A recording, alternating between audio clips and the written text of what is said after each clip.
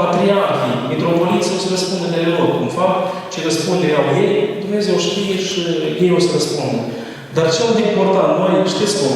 Noi trebuie între noi să ne păcăm. Noi între noi trebuie să ne iubim, să ne unim. Și nu se poate face nimic.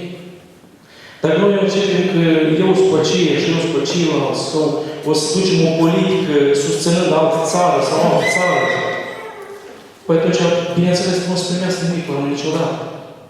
Noi, în primul rând, trebuie să susținem credința noastră ortodoxă. Primul rând. Asta trebuie și primul nostru obiect principal. Într-al doilea rând, trebuie să menținem tradițiile noastre. Tradițiile noastre, obiceiile noastre, ale țării noastre, țara noastră, unde ne-am născut noi. Asta trebuie să-i păzim una pe noi.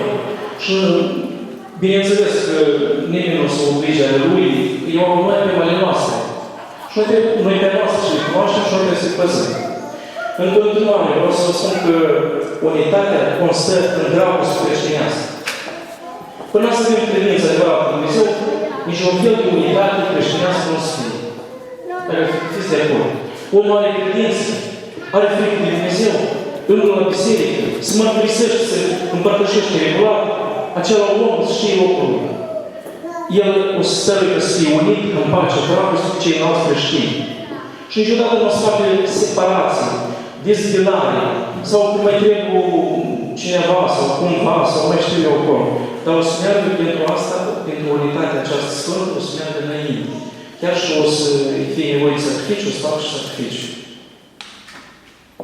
Eu mulțumesc mult la cei care s-au sacrificat mult și au susțin comunitatea noastră, biserica noastră și sper că și în viitor o să fim uniți împreună. Eu repet încă o dată, în primul plan este credința. Pe urmă merge naționalității.